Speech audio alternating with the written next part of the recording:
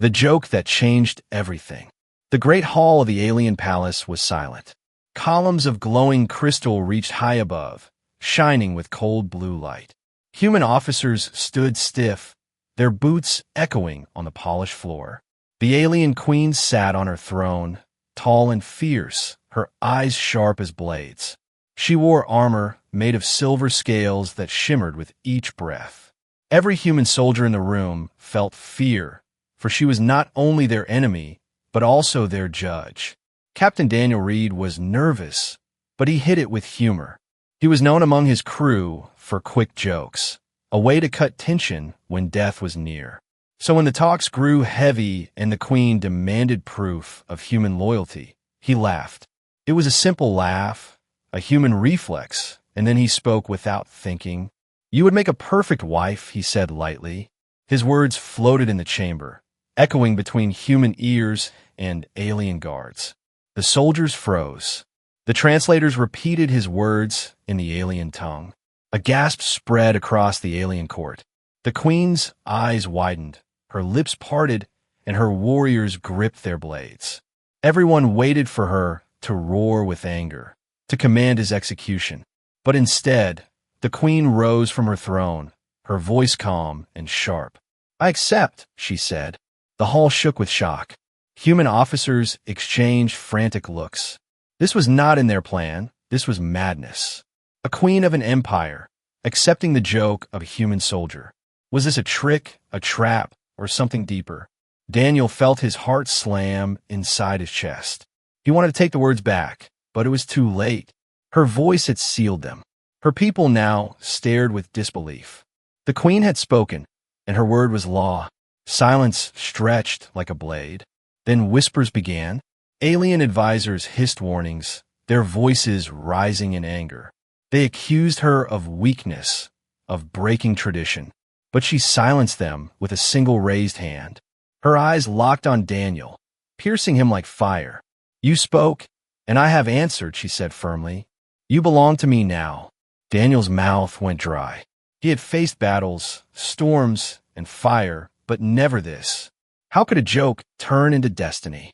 The human delegation trembled, not knowing what to do. Their orders were clear: secure peace or prepare for war. But no one had predicted this. A queen of the most feared empire binding herself to a human. Daniel could feel every eye on him. Every heartbeat in the hall seemed louder than thunder. One wrong move and blood would spill.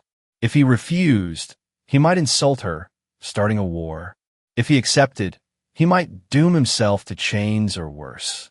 He swallowed hard, searching for words, but his tongue felt heavy. The Queen waited, her face unreadable. Behind her, alien warriors glared with fury. Behind him, human soldiers stared in terror. The air itself seemed to stop. Then she stepped down from her throne. Her steps echoed, slow and deliberate. Her armor glowed in the crystal light, her presence larger than life. She walked closer until she stood before him. He could see her eyes now, not just sharp, but also tired, ancient, carrying secrets. Her voice dropped to a whisper only he could hear. "Do you fear me, human?" she asked. Daniel's throat tightened, but he forced his answer. "No," he said quietly. Her lips curved into the faintest smile. "Then you may survive," she replied. The court erupted with chaos. Alien voices shouted in rage.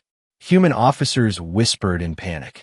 But Daniel stood frozen, locked in the Queen's gaze.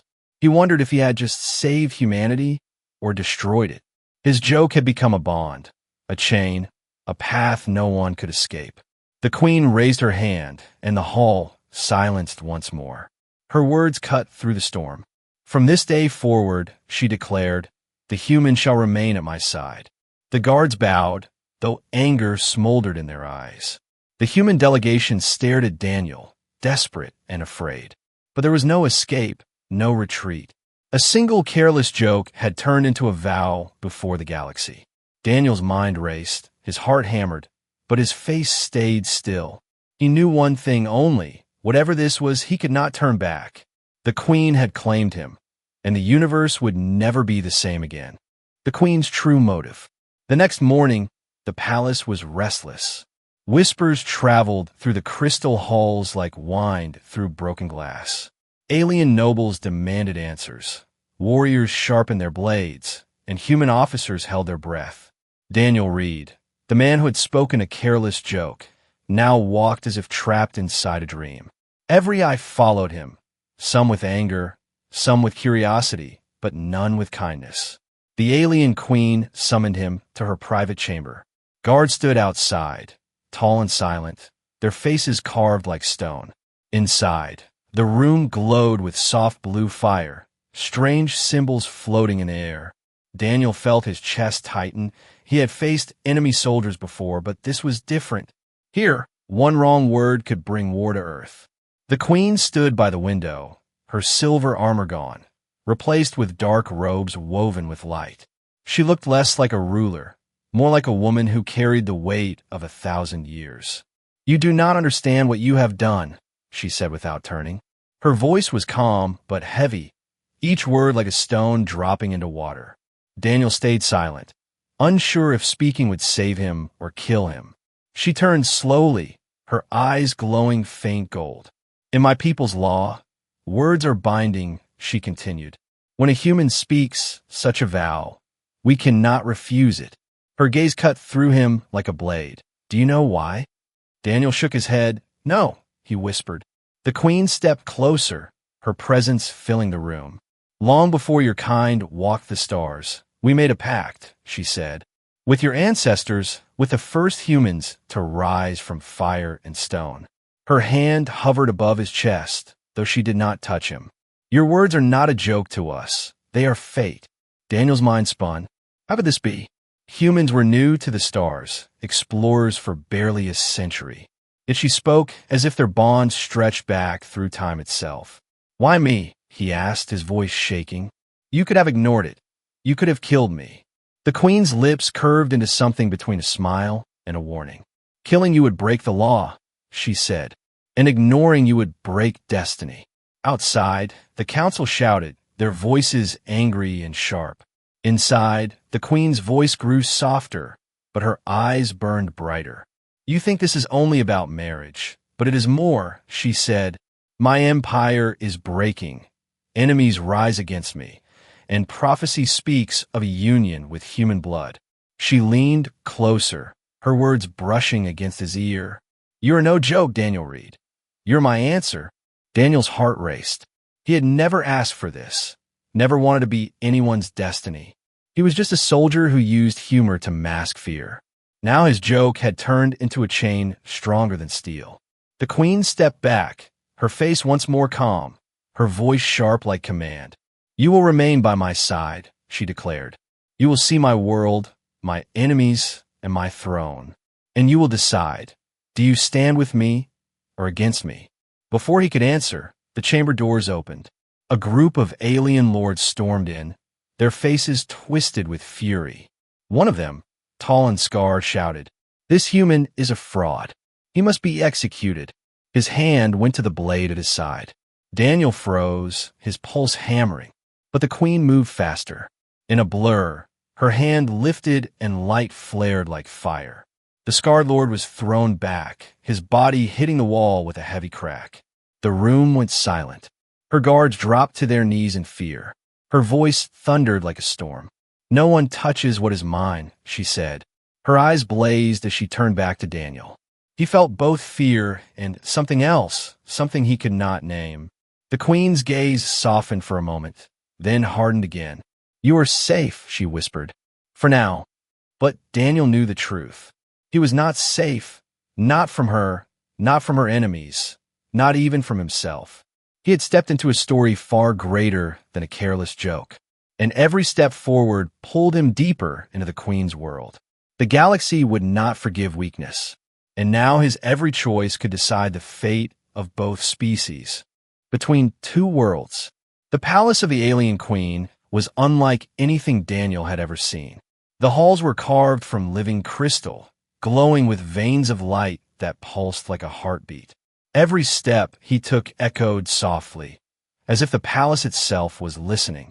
Guards with armor of black steel followed him, their eyes cold, their weapons sharp.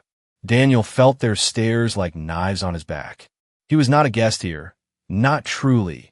He was something between a prisoner and a prize. The queen walked ahead of him, her long cloak trailing across the shining floor. She moved with a grace that was both human and alien. Around them, servants bowed low, whispering in fear.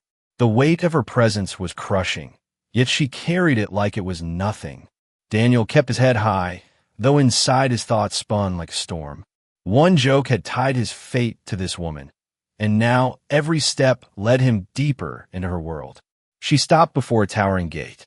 It opened with a sound like thunder, revealing her private gardens. Daniel froze, his eyes wide. The air inside shimmered with strange colors. Trees of silver leaves reached upward. Water floated in the air like spheres of crystal, moving in slow circles. Birds with wings of flame darted between branches, their cries sharp and haunting. It was beautiful, unreal, and terrifying all at once. "This is my sanctuary," the queen said softly. "No council, no guards, no laws here, only truth." Daniel stepped inside, his boots sinking into soft ground covered with glowing moss. For a moment, he forgot the weight of war, the whispers of her court. Here, it felt like another universe. But the queen's voice pulled him back. "You wonder why I chose you," she said, turning to face him. Her golden eyes burned brighter than the strange sky above. "Do not mistake my choice for weakness," she continued. "You are here because you carry something my people have forgotten." Daniel frowned. "And what is that?" he asked. She walked closer, her eyes locked on his. "Humor," she said simply. Daniel blinked, confused. The queen smiled faintly, a smile that looked strange on her fierce face. "When you joked, you did not fear me. Not truly," she explained. "My people fear me, my enemies hate me, but you laughed." Her hand hovered near his chest. "That is what makes humans dangerous and powerful." Daniel tried to speak, but the words stuck in his throat. It sounded impossible, ridiculous even. Could laughter really matter more than armies and weapons? But looking at her, he realized she meant it. The queen, ruler of an empire, saw strength not in his rank, not in his blade, but in his human heart. For the first time, Daniel felt the bond between them shift. It was no longer only law or prophecy. It was something deeper. Suddenly, the ground shook. The birds scattered in fire and light. The floating water spheres burst into mist. Daniel spun around, his hand on his weapon. From the shadows of the garden, figures emerged. Dark armor, sharp blades, their movements silent and deadly. Assassins. The queen's enemies had found them. Her guards were far behind, the palace walls too distant. Daniel's heart pounded. He was unarmed against such odds. But before fear could freeze him, the queen stepped forward, her voice like steel. "Stay behind me," she commanded. Her hands rose, and light exploded from her palms. The assassins leapt, but her power struck them like lightning. The ground shook with the force of her strike. Shadows burned away. Daniel stumbled back, shielding his eyes. When the light faded, the assassins were gone, nothing left but ash. The queen stood tall, her chest rising with slow breaths, her eyes burning like suns. She turned to him, her face calm, but her voice edged with warning. "This is the beginning," she said. "They will not stop until one of us falls." Daniel swallowed hard, the truth crashing over him. He was no longer just a soldier caught in an accident. He was bound to her, caught in a storm of politics, prophecy, and blood. The queen looked at him with a mix of command and something else, something softer. "You must learn to survive in my world," she said, "because now it is your world too." A threat in the shadows. The days inside the alien palace grew darker. Every hall Daniel walked through carried whispers. Guards looked at him with suspicion. Nobles looked at him with hate. He felt like a shadow moving through fire. Every step could burn him. But the queen stayed calm, as if she knew danger circled closer. That night, the palace lights dimmed. Daniel was taken to a grand chamber, walls covered with glowing symbols. It was meant to be his quarters, yet it felt more like a cage. He could not sleep. Every sound outside the door made him tense. And then he heard it, a scrape of metal against stone, soft, deliberate, deadly. Daniel moved quickly, his instincts from years of battle waking inside him. He grabbed the blade, given to him earlier, a weapon shaped like a curved shard of crystal. The door creaked, shadows slipped inside, figures cloaked in black. Their eyes glowed faint red. Their blades gleamed under the pale light. Assassins again, but this time they came for him alone. He raised the weapon, his hands steady though his heart pounded. The first assassin lunged. Daniel blocked, sparks flying as crystal met steel. Pain shot through his arm, but he pushed forward, driving the figure back. Two more came at him, fast and silent. He ducked, rolled across the floor, slashing upward. One fell, the other staggered back, hissing in rage. Then the chamber doors burst open. The queen stormed in, her eyes blazing like fire. Behind her came loyal guards, blades drawn. In seconds the room turned into chaos, steel against steel, light against shadow. Daniel fought beside them, his blade clumsy, but his will sharp. The queen moved like a storm, each strike of her hand sending enemies crashing against the walls. But in the middle of the fight, Daniel noticed something. One of the assassins did not aim for him, but for her. The figure leapt from the shadows, blade raised high. "Queen!" Daniel shouted. Without thinking, he threw himself forward. The assassin's blade tore across his shoulder, pain burning like fire. But Daniel drove his own blade upward, striking true. The assassin fell, his body turning to ash before it touched the floor. The room went silent. The last shadows retreated, vanishing into the dark. Guards chased them, but the queen stood still, her eyes on Daniel. He staggered, blood soaking his arm, yet he forced himself to stand tall. "You protected me," she said softly, her voice carrying more weight than steel. Daniel tried to answer, but the pain stole his breath. The queen stepped closer, placing her hand on his wound. Light flared from her palm, warm and blinding. The pain eased, the bleeding slowed, his strength returning. But as she healed him, her eyes never left his. "You risked your life for me," she whispered. "You're not just bound by law. You chose me." Daniel swallowed hard, unsure how to answer. He had not thought, had not planned. It was instinct, it was survival, it was something more. The queen's lips curved into a faint smile. "Perhaps the prophecy was not wrong," she said. Outside the chamber, the palace roared with unrest. Her enemies had revealed themselves, and the humans were now caught in the center. The council would not stay silent. The empire would not stay patient. Daniel realized the truth. This was no longer about a careless joke, no longer about diplomacy. This was war building in the shadows, and he was standing in the middle of it, chained to the queen by fate, by blood, and now by choice. Testing loyalty. The council chamber was vast. A circle of thrones carved from black stone surrounded Daniel. Above, a ceiling of glass showed the endless stars like cold eyes watching. The alien lords sat tall, their armor gleaming, their faces filled with suspicion and rage. Daniel stood in the center, his shoulder still aching from the wound of battle. But he refused to bow. The queen entered, her cloak trailing behind her. She walked to her throne at the head of the circle, her presence silencing the room. When she sat, her voice rang like thunder. "The human has fought by my side. He has spilled blood to protect me," she declared. But the council doubts him, so today he will speak for himself. Daniel's heart pounded. He was a soldier, not a diplomat. Words were harder than blades. And now every word would decide not only his fate, but also Earth's. The lords leaned forward, their eyes sharp as knives. One spoke, his voice dripping with scorn. "You are weak, human. Your kind are fragile. Why should our queen bind herself to you?" Daniel's throat tightened, but he forced himself to speak. "We may be fragile, but we endure," he said. "You strike us down, We rise again. You burn our homes. We rebuild stronger. His voice grew steadier, carried by truth instead of fear. Strength is not only in muscle or blade. Strength is in will.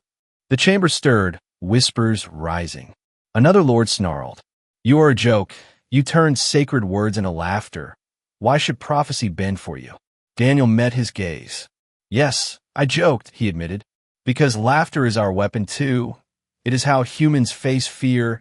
It is how we remind ourselves we are alive, even in darkness. He lifted his head higher.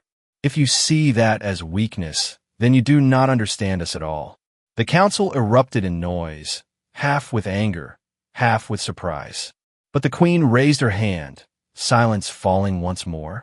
Her golden eyes never left Daniel, watching, measuring. One final lord leaned forward, his voice cold. If you stand with her, you must be ready to stand against us, against armies, against death itself. Are you willing? The chamber grew silent. Daniel looked at the faces around him, hostile, ready to destroy him. He thought of Earth, of his crew, of the queen who had saved him and bound him. His voice came steady, without hesitation. Yes, he said, I will stand with her, no matter the cost. The silence stretched long.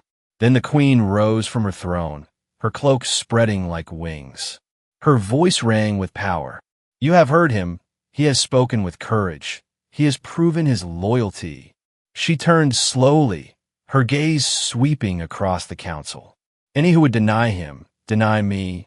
The lords shifted, some growling in anger, others bowing their heads. The chamber burned with tension, but none dared challenge her openly. The queen's eyes returned to Daniel, softer now, yet fierce with pride. You did not fail, she said quietly, so only he could hear. You spoke as no one else could. Daniel exhaled, relief and fear tangled together. He had survived the test, but survival only led to greater trials. The queen's enemies would not surrender. The whispers of rebellion were already rising. And in that moment, Daniel realized something. He was no longer just a soldier caught by accident. He was now a symbol, a piece of prophecy, a man carrying the weight of two worlds, war or wedding. The palace was no longer calm. Its halls trembled with unrest. Its gardens whispered with danger. Everywhere Daniel walked, he felt the weight of eyes, watching, judging, waiting for him to fall. The queen's declaration before the council had silenced them for a moment. But silence was only the surface. Beneath, storms gathered. Messages came from across the empire. Some worlds swore loyalty, others cried betrayal. The queen's union with a human was seen as madness by her rivals. Armies began to move, fleets shifting like shadows in the stars. The threat of civil war pressed down on the palace like a blade at the throat. Daniel stood at the edge of a high balcony, staring out at the alien sky. Vast ships hovered above the horizon, their dark hulls glowing with faint light. They were not weapons aimed at Earth, not yet, but they were close, waiting. He gripped the railing, his chest heavy. He had sworn to stand with her, but now he understood what that meant. If she fell, he would fall with her. If she rose, he would rise as well, but at the cost of a galaxy. The queen joined him, her presence quiet but powerful. Do you see it? She asked, her golden eyes scanning the skies.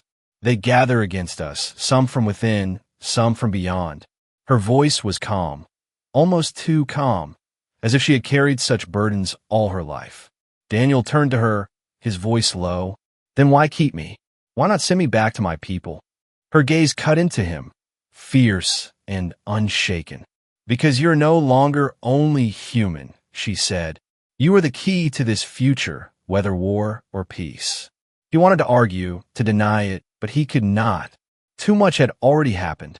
Assassins in the night, trials in the council, whispers of prophecy. Each step had bound him tighter. Each choice had closed another path. The queen reached out, her hand brushing the scar on his shoulder where he had taken the blade for her. You bleed for me, she whispered. Would you stand with me still, even if it means facing your own people across the battlefield? The question cut deeper than any blade. He thought of Earth, of home, of the men and women he had served with. Could he truly stand against them if fate demanded it? The weight pressed on him like stone. Yet when he looked in her eyes, he found no escape. "Yes," he said at last, his voice steady. "I will stand with you." Her eyes softened, but only for a breath. Then she turned away, her cloak swirling like shadows. "Then prepare yourself," she said, "for soon the choice will not be ours." That night, the great halls filled with light. The queen summoned her court, her commanders, her priests, her people. Before them all, she rose and declared a path that would shake the stars. "There will be no hiding," she said, her voice like fire. "The empire must choose, war or union, blood or bond." Her hand lifted toward Daniel, standing at her side. "Tomorrow, I will bind myself to him in ceremony, before gods and stars alike." Gasps filled the chamber, some in awe, some in fury. The decision was made. If she could not silence her enemies with fear, she would silence them with fate. A wedding or a war, a union or destruction. And Daniel, a man who once spoke a careless joke, now stood at the heart of it all. That night he could not sleep. He stared at the ceiling of his chamber, hearing the faint roar of engines outside. The fleets were moving, the galaxy was watching. He whispered to himself, barely a breath, "What have I done?" The answer beyond the joke. The day of decision came. The palace of crystal burned with light, its towers glowing like fire against the dark sky. Thousands filled the great square outside, warriors in armor, nobles in robes, priests chanting in strange tones. Above, vast fleets hovered, engines humming like thunder, waiting, ready to strike at the first sign of weakness. All of it for one moment, whether there would be peace or war. Daniel stood beside the queen in the sacred hall. His heart pounded, his hands shook, though he tried to hide it. He wore no crown, no robe, only the uniform of a human soldier. And yet, every gaze was fixed on him, as if he were the center of the galaxy. The queen stood tall, her golden eyes sharp, her voice steady. "This day," she said, her words echoing through the hall, "I bind myself to him before stars and gods, before enemies and allies alike." The council erupted in anger, shouts and curses filling the air. Some demanded her removal, others called for his execution. But the queen silenced them with a single gesture, her power crackling like lightning. Her eyes locked on Daniel, and for a moment the world fell quiet. "Speak," she said. "Do you accept?" The weight of galaxies pressed on his shoulders. If he said no, blood would fall. If he said yes, chains of destiny would bind him forever. His mind screamed for escape, but his heart whispered something else. He thought of her strength, her fire, her loneliness hidden behind armor of steel. He thought of the times she had saved him, the times he had saved her. And in that silence, he found his answer. "Yes," he said, his voice steady. "I accept." The hall shook with fury. Nobles shouted. Fleets in orbit shifted. War drums echoed across the empire. But then something happened, something no one expected. The sky above the glass ceiling split with light. A great symbol burned into the stars themselves, a mark of prophecy, glowing in fire and gold. The priests fell to their knees, whispering in fear. "It is true," they cried. "The prophecy is fulfilled." The queen raised her hand, power radiating from her body. Her voice rang louder than thunder. "You see the sign. You see the truth. The stars themselves bless this union." Her enemies froze, their rage swallowed by fear of the ancient law. No blade could rise against what the gods had sealed. The wedding became more than ceremony. It became a shield, a weapon of destiny.